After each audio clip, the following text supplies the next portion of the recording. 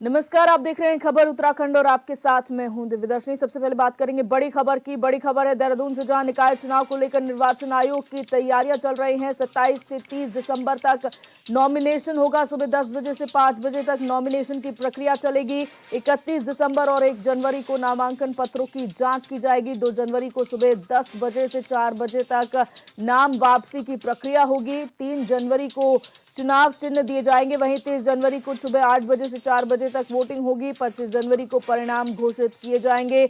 11 नगर निगम, 43 नगर पालिका, 46 नगर पंचायत में चुनाव होने हैं। नगर पालिका में 444 और नगर पंचायत में 298 सदस्य हैं। तो ये बड़ी खबर आपको बता रहे हैं। बड़ी खबर है देहरादून से, जहां निकाय चुनाव को लेकर इस वक्त बड़ा फैसला लिया गया है, जहां पर बैलेट पेपर से जो है वो इस बार वोट डाले जाएंगे। निकाय चुनाव को लेकर निर्वाचन आयोग ने तैयारी कर ली है। 27 से 30 दिसंबर तक नॉमिनेशन प्रक्रिया चलेगी। सुबह 10 बजे से लेकर 5 बजे तक ये नॉमिनेशन प्रक्रिया चलेगी। 31 दिसंबर और 1 जनवरी को नामांकन पत्रों की जांच की जाएगी।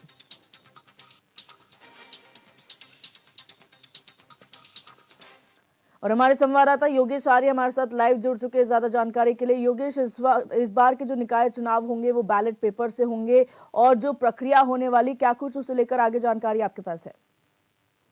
महत्वपूर्ण है कि निकाय चुनाव का बिगुल बज चुका है और निकाय चुनाव होने जा रहे हैं, जिसको लेकर के कल शाम 5 बजे आचार संहिता लागू हो गई थी। उसी के बाद से जो है निकाय चुनाव को लेकर के जो तैयारियां हैं वो की जा रही हैं। ऐसे में जो है 102 जो निकाय हैं उनमें करीब 30,63,000 से अधिक जो मतदाता है वो जो है उम्मीदवारों के भविष्य को तय करेंगे। और अब निकाय चुनाव होने जा रहा है, तो निकाय चुनाव को लेकर के तमाम जो राजनीतिक दल हैं उन्होंने भी अपनी तैयारियां शुरू कर दी हैं। 27 तारीख से लेकर के 30 दिसंबर की अगर मैं बात करूं तो उस दौरान जो है नामांकन की प्रक्रिया होनी है। उसके बाद 31 तारीख से लेकर के जो 1 तारीख है उसमें नामांकन पत्रों की जांच होगी, और 2 तारीख को जो है वापसी की प्रक्रिया रखी गई है, और 3 जनवरी को जो है इसमें चुनाव चिन्ह आवंटित होंगे। तो इसको लेकर के पूरी तैयारियां जो है चुनाव आयोग ने शुरू कर दी है, और चुनाव आयोग नामांकन प्रक्रिया के दौरान जो है वहाँ पर पूरी तैयारी रखेगा, और साथ ही साथ वहाँ पर पुलिस बल की भी तैनाती रहेगी। भारी सुरक्षा के बीच जो है नामांकन होंगे। और इस बार जो है क्योंकि बैलेट पेपर से चुनाव होने हैं तो इस बार महत्वपूर्ण है, और अपने उम्मीदवारों को जो है जो जनता है वो वोट देगी, और बैलेट पेपर से इस बार वोट देकर के जो है अपने उम्मीदवार को चुनने का काम करेगी अपने। क्योंकि देखिए 1 साल का समय था, विपक्ष भी लगातार आरोप लगा रहा था कि जो है चुनाव सरकार नहीं करा रही है, और उसमें जो प्रशासक है उनके भरोसे पर जो है निकायों को चलाया जा रहा है। और जनता को समस्या आती है कि वो जो है प्रशासकों के जगह पर जो है जनप्रतिनिधि से अपना काम कराना चाहते हैं, क्योंकि हर समय जनप्रतिनिधि उनके लिए उपलब्ध रहता है। और ऐसे में जनता जो है वो जनप्रतिनिधि के पास पहुंचकर अपने निकायों के जो समस्याएं हैं उनका समाधान कराने का काम करती है। लेकिन चुनाव नहीं हो रहे हैं, तो ऐसे में बड़ी समस्याएं उनके सामने आ रही है। और देखिए 11 निकाय नगर निगम है, 43 नगर पालिका है और 46 नगर पंचायत है जिनमें चुनाव होना है। और एक निकाय चुनाव को लेकर के 1558 मतदान केंद्र बनाए गए हैं। इनमें अति संवेदनशील मतदान जो है और संवेदनशील मतदान है, इनकी संख्या को लेकर अभी तय किया जा रहा है कि उसमें, क्योंकि संख्या जो है पिछली बार जिस तरह से थी उसमें कटौती और बढ़ोतरी इस बार हो सकती है। उसको लेकर के मंथन चल रहा है प्रशासनिक तौर पर कि कौन अति संवेदनशील बूथ रहेगा जहाँ पर जो है पुलिस को, भारी पुलिस बल को तैनात करना है। तो ऐसे में निश्चित तौर पर जो पुलिस प्रशासन है, राज्य निर्वाचन आयोग है, वो पूरी तरीके से इसको तैयारियों में जुटा हुआ है, और हर तरीके से जो है इसको शांतिपूर्ण मतदान कराने के लिए तैयार है। जी अच्छा, यहाँ पर समय में भी बदलाव किया गया है। जो वोटिंग का समय रखा गया है वो सुबह 8 बजे से शाम 4 बजे तक है। कम टाइम है, ज़्यादातर हमने देखा है 8 से 6 बजे तक वोटिंग होती है, लेकिन क्योंकि ठंड का समय है ऐसे में समय जो है कम किया गया है। ऐसे में किस तरीके से प्रशासन ये सुनिश्चित करेगा कि ज़्यादा से ज़्यादा वोटिंग हो, क्योंकि कई ऐसे इलाके हैं जहाँ पर प्रशासन के खिलाफ आक्रोश भी है, लोगों ने यहाँ पर वोट ना करने का भी फैसला लिया है, चुनाव बहिष्कार का भी ऐलान यहाँ पर किया है। तो ऐसे में कैसे समन्वय बिठाया जाएगा?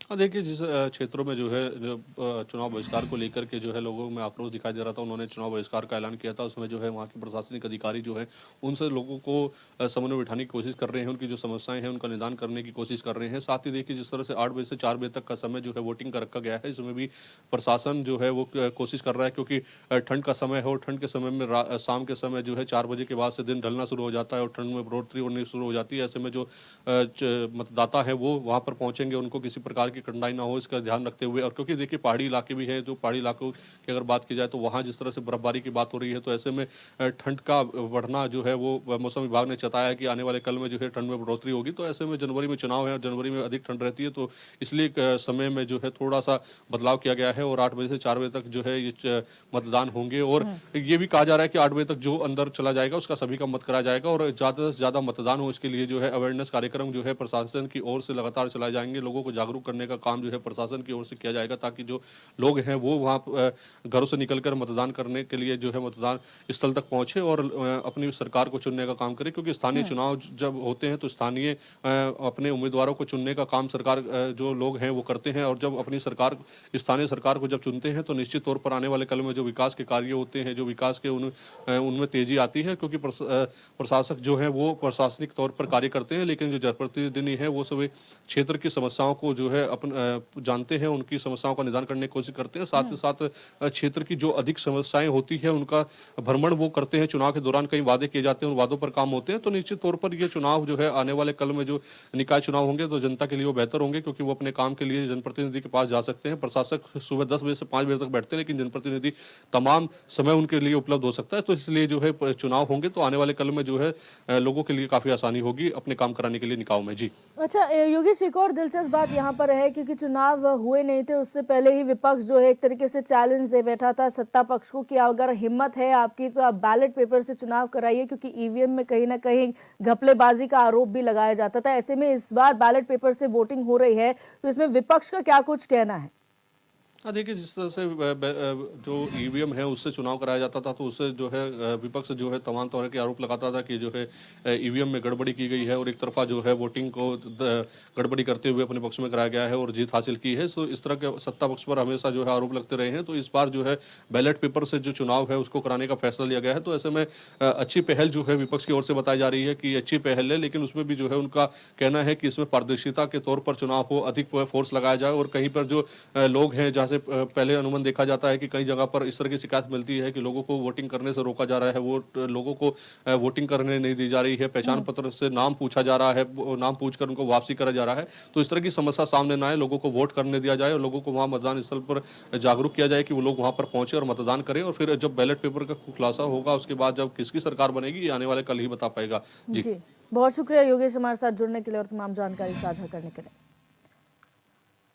बढ़ते आगे, निकाय चुनाव के लिए आरक्षण की अंतिम सूची जारी कर दी गई है। आपत्तियों के निस्तारण के बाद उत्तराखंड शासन ने नगर निकायों में महापौर और अध्यक्ष पदों के लिए आरक्षण की अंतिम सूची जारी कर दी है। वहीं राज्य निर्वाचन आयुक्त सुशील कुमार ने बताया कि नामांकन पत्रों को प्राप्त करने की तारीख 27 दिसंबर से शुरू होकर 30 दिसंबर तक चलेगी। साथ ही 23 जनवरी को निकाय चुनाव होंगे, जबकि 25 को मतगणना होगी। उन्होंने बताया कि राज्य निर्वाचन आयोग ने मतदान को लेकर सभी तैयारियां पूरी कर ली है। राज्य सरकार की अधिसूचना के क्रम में आदर्श आचार संहिता लागू करेगा। तो जो कार्यक्रम राज्य निर्वाचन आयोग ने निश्चित किया। भारतीय जनता पार्टी ने निकाय चुनाव की घोषणा का स्वागत करते हुए निकाय चुनाव में भारी बहुमत से जीत का दावा किया है। बीजेपी प्रदेश अध्यक्ष महेंद्र भट्ट ने निकाय चुनाव की अधिसूचना जारी होने पर कहा कि पहली बार निकायों का आरक्षण तय करने में जन भावनाओं का ख्याल रखा गया है। तमाम आपत्तियों पर पूरा विचार किया गया और विस्तृत सुनवाई के बाद आरक्षण फाइनल किया गया। उन्होंने कहा कि पार्टी ने प्रत्याशी चयन की प्रक्रिया काफी पहले ही शुरू कर दी थी। इसके बाद मंगलवार से पर्यवेक्षकों की रिपोर्ट पर विस्तृत विचार विमर्श किया जाएगा। उनका कहना है कि पार्टी की निकाय चुनाव को लेकर रणनीति तैयार है और तारीखों के ऐलान के बाद अब उसे धरातल पर उतारा जाएगा।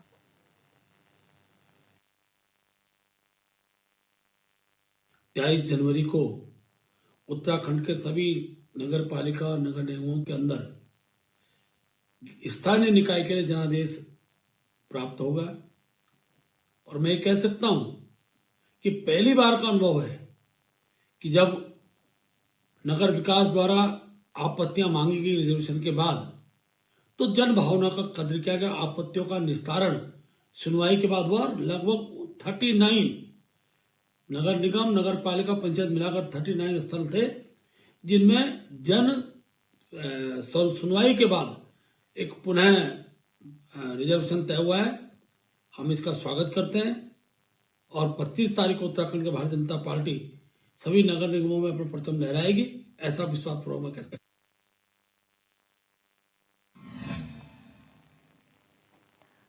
अब रुक करेंगे अगली खबर का। राज्य के स्वास्थ्य मंत्री डॉक्टर धन सिंह रावत ने देहरादून वासियों को बड़ी सौगात दी है। स्वास्थ्य मंत्री ने देहरादून के मेहूवाला में 30 बेड के सामुदायिक स्वास्थ्य केंद्र का शिलान्यास किया। आपको बता दें कि सामुदायिक स्वास्थ्य केंद्र का करीब 8.5 करोड़ रुपए की लागत से निर्माण होना है। वहीं इस मौके पर स्वास्थ्य मंत्री डॉक्टर धन सिंह रावत ने कहा कि अस्पताल में मरीजों के इलाज के लिए डॉक्टरों और स्टाफ की व्यवस्था करने को अधिकारियों को निर्देशित कर दिया गया है। इससे मरीजों को अब यहीं इलाज मिल सकेगा।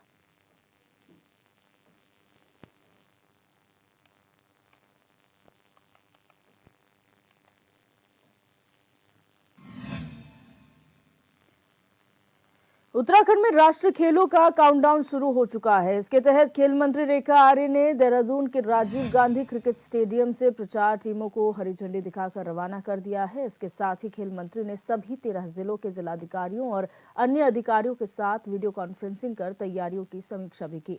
आपको बता दें कि 26 दिसंबर से हल्द्वानी के गोलापार में राष्ट्रीय खेलों की औपचारिक मशाल यात्रा शुरू होनी है, जिसके लिए 3 सजे धजे कैंटर और अन्य टीमों को देहरादून से रवाना किया गया है। खेल मंत्री रेखा आर्य ने बताया कि 26 दिसंबर को हल्द्वानी से शुरू होकर मशाल यात्रा पूरे 1 महीने का सफर तय करते हुए 25 जनवरी को देहरादून पहुंचेगी।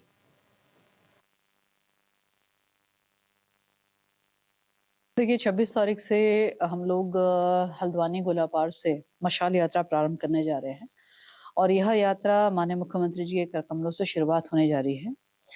निश्चित रूप से इसकी तैयारी बैठक जो है आज मैंने ली है और इस तैयारी बैठक में हमारे 13 जनपदों के जिलाधिकारी जुड़े रहे, जिनसे इस यात्रा को हर मुख्यालय तक पहुंचना, मुख्यालय से ब्लॉक लेवल तक में इस राष्ट्रीय खेलों का अथवा मशाल यात्रा का पूरी जन जागरूकता करना, इसके साथ ही वॉलंटियर रजिस्ट्रेशन होना, इसके अतिरिक्त कुछ अन्य कार्य भी जो कि जिलाधिकारी अपने स्तर से कर सकते हैं, बतौर उनको सुझाव उनको दिए गए हैं, जिसमें हमारी मैराथन से लेकर वो किसी प्रकार की प्रतियोगिता जिसमें रस्साकसी हो गया या पुशअप हो गया, पंजा प्रतियोगिता हो गया, इस प्रकार के कार्य भी कर सकते हैं। इसके अलावा जनमानस को एकत्रित करते हुए निश्चित रूप से ऐसे किसी फेमस शख्सियत को भी बुला सकते हैं।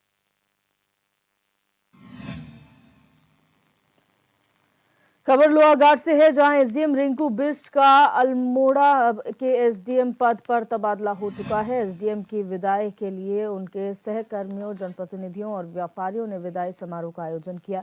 वहीं कार्यक्रम के दौरान सभी लोगों ने एसडीएम रिंकू बिष्ट के 3 साल के कार्यकाल की सराहना की। सहकर्मियों ने कहा कि रिंकू बिष्ट ने अंतिम छोर पर बैठे हर गरीब व्यक्ति के लिए काम किया है और किसी के साथ कोई भेदभाव नहीं किया। इस मौके पर तहसीलदार, कानूनगो समेत कई अधिकारी और ग्रामीण मौजूद रहे।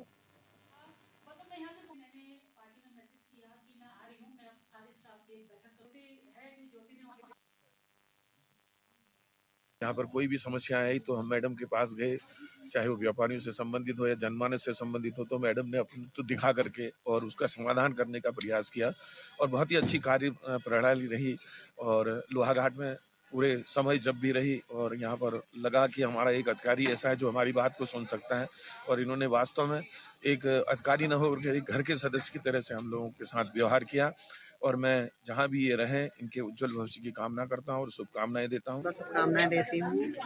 और जैसे कि वो बहुत सबको पता है लोहाघाट वासियों की, वो बहुत ही उनकी कार्यशैली बहुत ही सराहनीय थी। उन्होंने हम लगातार जनहित में कार्य किया और जैसे हमारा चंपावत जनपद है जो सीएम सर का जिला है, तो एक टाइम में उनके पास पूरे चंपावत जनपद की जिम्मेदारी थी। उन्होंने बखूबी अपनी जिम्मेदारियों को निभाया, लगातार नियमों से ऊपर उठ के जनहित में कार्य किया। तो मैं मैडम को शुभकामनाएं देती हूँ। क्रिसमस और न्यू ईयर को लेकर दून, मसूरी और आसपास के ट्रैफिक को संभालने के लिए दून पुलिस ने अपनी तैयारी पूरी कर ली है। वहीं एसएसपी अजय सिंह ने बताया कि सुरक्षा के लिए smart city unit, crane unit और जीपीएस यूनिट भी बनाई गई है। इसके अलावा शहर में कई जगहों पर बैरियर लगाकर वाहनों की चेकिंग करने के निर्देश भी दिए गए हैं।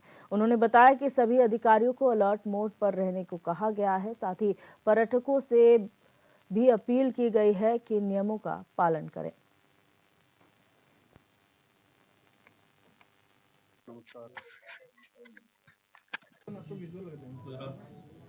क्योंकि जिस तरह से अभी क्रिसमस का एक पर्व के रूप में लोग बनाने लगे हैं, तो छुट्टियां भी होती हैं, लोग हर तरह के लोग आते हैं, साथ ही साथ नया साल भी है और उसके बाद एक वीकेंड भी लंबा है, तो इसमें काफ़ी सारे पर्यटक के आने की उम्मीद भी है। खासकर अगर मैं देखता हूँ देहरादून में मसूरी है, ऋषिकेश है और चक्राता भी हमारा एक डेस्टिनेशन है। और खासकर माननीय मुख्यमंत्री जी का जो शीतकालीन जो डेस्टिनेशन की बात कही गई, उसमें मसूरी हमारा जो फेमस एक शीतकालीन डेस्टिनेशन है। साथ ही साथ चक्राता भी बहुत ही डेवलपिंग और प्रॉस्परस जगह है जहाँ पर लोग घूमने पर्यटक आते हैं यहाँ पर।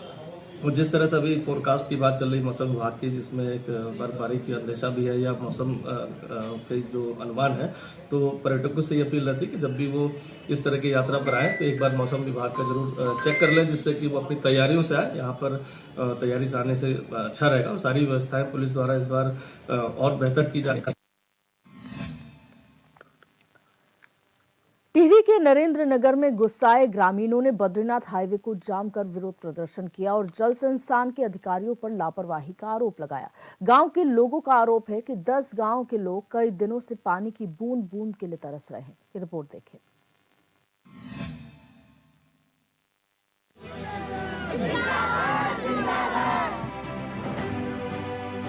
हर बार ऑफिसों के चक्कर काट लिए पानी के लिए। मतलब राष्ट्रीय राजमार्ग को बाधित करना ग्रामीणों की मजबूरी है, तो फिर सवाल है कि विभागीय अधिकारी क्या कार्यालय में सिर्फ बैठने का ही वेतन लेते हैं? और अगर ऐसा नहीं है तो फिर 10 गांव के ग्रामीणों ने विभाग के प्रति भारी आक्रोश क्यों है? क्योंकि 10 गांव के लोगों को बद्रीनाथ हाईवे जाम करना पड़ा है।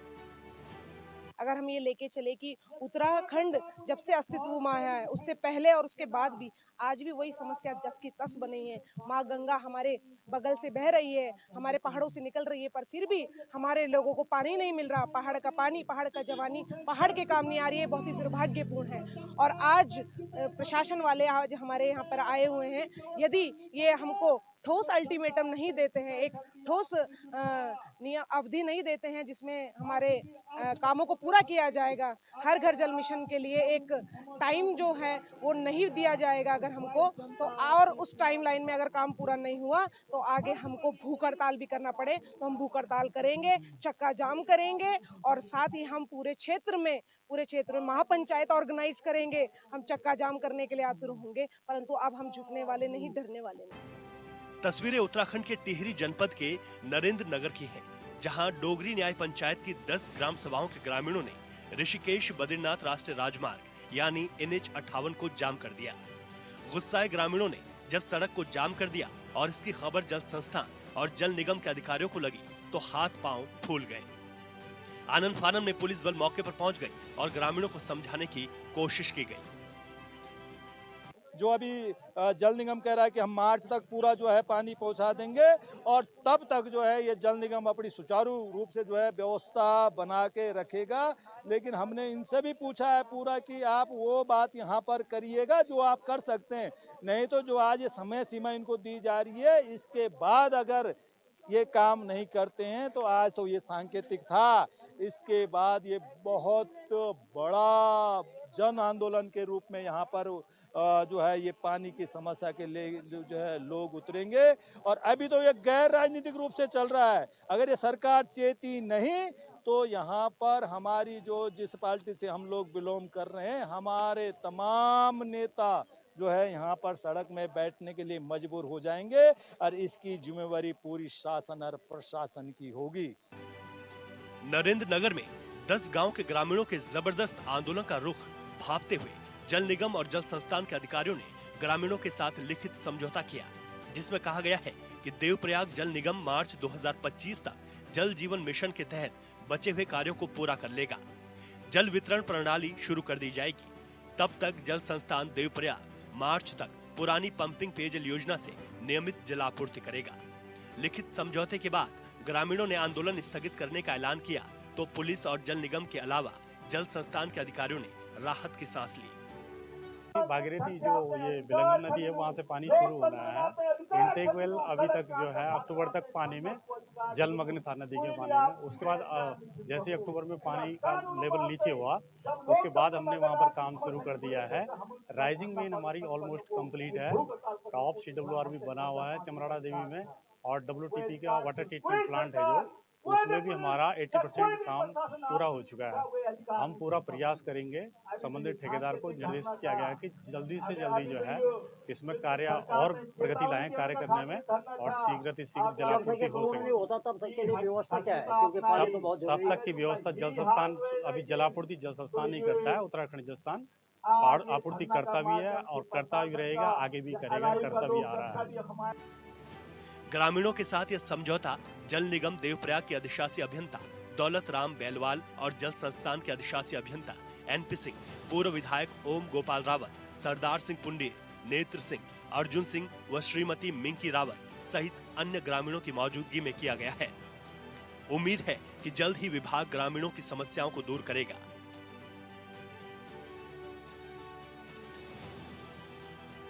नरेंद्र नगर से वाचस्पति रयाल की रिपोर्ट।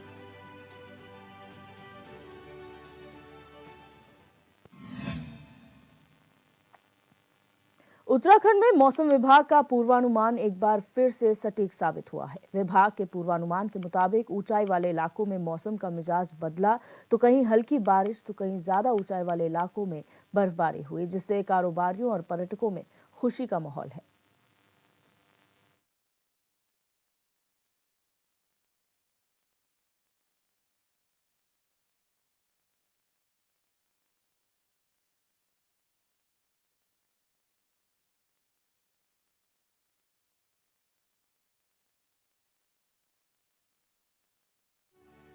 यह सीजन की दूसरी बर्फबारी है। क्रिसमस और न्यू ईयर से पहले हुई बारिश बर्फबारी से कारोबारियों में खुशी है, साथ ही पर्यटकों की संख्या में बढ़ने की पूरी उम्मीद है। पहाड़ों में बारिश और बर्फबारी के बाद मैदानी इलाकों में ठंड बढ़ गई है। तापमान में भी थोड़ी कमी आएगी। अगर आप अभी देखें तापमान हमारा जो मैदानी क्षेत्रों में है करीब 23-24 के आसपास चल रहे हैं, और हिल्स में देखेंगे मैक्सिमम टेम्परेचर तो इस समय करीब जो है वो 16-17 के आसपास चल रहे हैं। तो इनमें 2 से 3 डिग्री की कमी आई कम से कम, जो आप ये कह सकते हैं जब बारिश और बर्फबारी होगी, जिस दिन जो है ज्यादा भी उस दिन ड्रॉप आएगा, 4-5 डिग्री तक का ड्रॉप आएगा, लेकिन उसके बाद भी वो थोड़े डाउन ही रहेंगे, टुवर्ड्स नॉर्मल रहेंगे, अभी नॉर्मल से ऊपर है। न्यूनतम तापमान ऑलरेडी हमारे सामान्य के आसपास है, तो उनमें भी 1-2 डिग्री की कमी, 2 डिग्री तक की कमी उनमें भी देखने को मिलेगी। जैसे मौसम साफ होता है तो टेम्परेचर फिर वो न्यूनतम तापमान में कम होता है, तो बिल्कुल वो चीजें रहेगी। और इसके साथ साथ जो बर्फबारी है, अगर उसको अमाउंट वाइज कहें तो 2 दिन में जैसे एकुमुलेशन आप कह सकते हैं कि करीब 10 सेंटीमीटर जो स्नो है उसकी डेप्थ तो मिल जाएगी जो है। मौसम विभाग ने 23 दिसंबर को प्रदेश के ऊंचाई वाले क्षेत्रों में बर्फबारी की संभावना जताई थी, जो सटीक साबित हुई। मसूरी के ऊंचाई वाले क्षेत्र लाल टिब्बा, चार दुकान और धनौल्टी क्षेत्र में बर्फ की फुहारों का जहां हजारों की संख्या में पर्यटकों ने जमकर आनंद लिया, वहीं बर्फबारी होने से स्थानीय व्यापारियों के चेहरे भी खिल उठे हैं।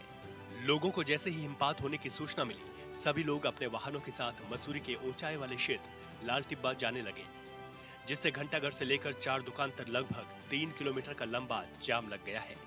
हजारों की संख्या में पर्यटक मसूरी का रुख कर रहे हैं। उम्मीद जताई जा रही है कि 25 दिसंबर और नववर्ष के दौरान और अधिक बर्फबारी हो सकती है, जिसको लेकर पर्यटन नगरी मसूरी के अधिकांश होटलों में एडवांस बुकिंग शुरू हो चुकी है। बर्फबारी होने से कड़ाके की सर्दी पड़ने लगी है। चौक चौराहों पर अलाव की व्यवस्था की गई है, जहां पर लोग आग का सहारा ले रहे हैं। वही लोग